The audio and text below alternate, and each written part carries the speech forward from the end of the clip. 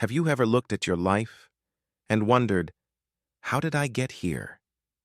Everything seems fine on the outside, but inside, there's a quiet ache, a longing for something more real, more you. I was 55 when I finally stopped pretending, and that's when my real journey began.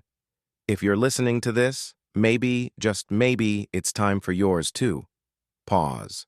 Subtle swell in music. Text on screen, gentle fade in. My new journey began at 55. Now, it's your turn. I didn't plan for anything to change. In fact, I thought everything was settled. You know, the kind of settled where your days blur together, where you wake up, brush your teeth, go to work, or not. And by evening, you wonder if any of it actually mattered.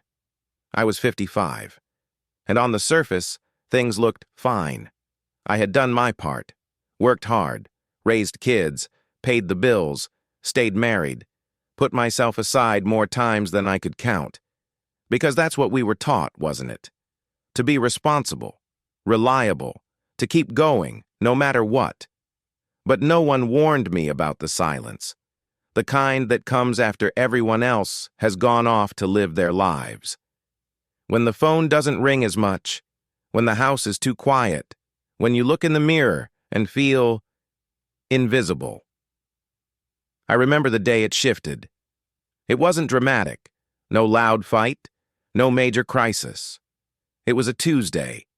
I was pouring my second cup of coffee, staring out the window, and I heard myself whisper, "Is this all there is?" That small question cracked something open. Not like lightning, more like ice melting, slow and unnoticed. But from that moment, I started to see things differently. I noticed how tired I was, not just physically, but soul tired, like I had been living on autopilot for years, performing a life that no longer fit. There were no tears that day, just a dull ache in my chest, and a strange relief, too. Because admitting that I wasn't okay felt like the first honest thing I'd done in a while. You see, I had built a life that looked fine on paper, but inside, I was fading, and I think some part of me knew, if I didn't stop now, I'd disappear entirely. No one talks about this stage of life. Not really. We celebrate youth. We glorify success. But what about the in-between? What about the moment when you realize you've lived more years behind you than ahead, and you still haven't really lived for yourself? At 55, that question haunted me. But it also became my invitation. They say pain makes you stronger. Maybe. But before that, it just hurts. After that morning at the window, I didn't wake up the next day full of clarity or purpose. Number the days just continued. But now everything felt heavier. The coffee tasted the same. The chair still creaked. But I felt like I was living in someone else's life. Like I had outgrown a version of myself, but didn't know how to shed the skin. And at night, that's when it really hit. There's a kind of silence that grows louder when you're alone with your thoughts. I'd lie in bed, staring at the ceiling, wondering how I'd made it this far, and still felt so far from me. No one saw that part. Not my partner, not my kids, not my friends, who honestly I barely saw anymore. It's strange how life gets so full of stuff that we forget how to actually connect. I started asking myself painful questions. Who am I?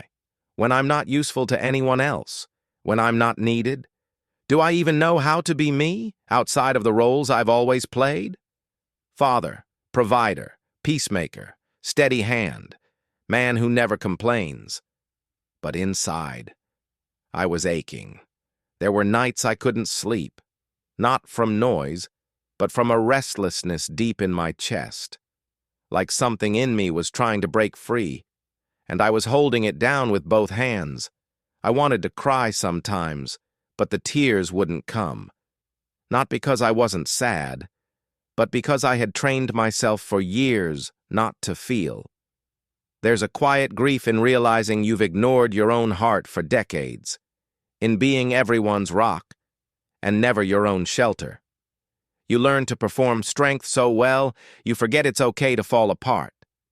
Some nights I would look through old pictures, smiling faces, birthdays, vacations, memories of a life I helped build.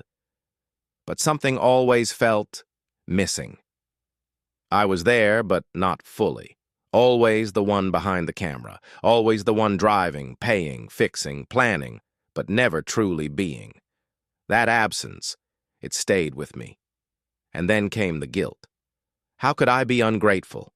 I had so much, a roof, a family, a history, but pain doesn't care about your resume. It shows up when you're quiet, when the world stops clapping, when you realize you've never clapped for yourself. And the hardest part? No one around me really knew. I smiled when I needed to, laughed at the right moments, nodded through conversations. But every time I said, "I'm good," part of me felt like I was lying. I didn't need a midlife crisis. I needed a midlife awakening. I needed someone to look me in the eyes and say, "It's okay to not be okay. It's not too late. You're allowed to want more." But no one said that, so I had to learn how to say it to myself. Change didn't come overnight. There was no big moment, no movie scene where the clouds part and everything makes sense, just small choices, quiet ones. It started with a walk. One morning, I laced up my shoes and went outside. Not to go anywhere, really, just to move, to breathe. I noticed things I hadn't seen in years, the way the sun touched the leaves, the way the wind carried the sound of kids laughing down the street. For a moment, I wasn't worrying. I wasn't regretting. I was simply there. And that one walk became 2, then 3. Then a new rhythm began to form, slowly pulling me back to myself. You see, healing doesn't come in fireworks. It comes in whispers. It's in saying no to something that drains you, in saying yes to something that scares you, like going back to school, starting a side business, picking up a paintbrush again after 30 years. For me, it was journaling. I started writing just a few lines each morning, not for anyone else, just to hear my own voice again, the one I had buried beneath decades of obligation and noise. I wrote things like, "I want to feel alive. I miss laughing just because. I think it's okay to start over." The more I wrote, the clearer it became. I wasn't broken. I was just buried. And little by little, I was uncovering myself. People often ask, "But isn't it too late?" And to that, I say this: if you're breathing, it's not too late. If your heart still stirs when you think about something, anything, then there's still time. You don't need to change the world. You just need to stop abandoning yourself. At 55, I stopped waiting for permission. I let go of the idea that my best years were behind me. I stopped shrinking to fit other people's expectations, and I started building a life that felt like mine. It was messy, sometimes lonely, but it was honest, and that made all the difference. I reconnected with old friends. I said, "I love you" more. I learned to say, "I need help" without shame. I started waking up excited, not every day, but often enough to notice the difference. And now I understand something I wish I knew long ago. Life doesn't end at 50. Sometimes it finally begins. So if you're listening, and you're feeling that ache, that quiet pull, know this: it's not too late. You are not too old. You haven't missed your chance. You're right on time for your second beginning. And maybe, just maybe, this time, it gets to be about you.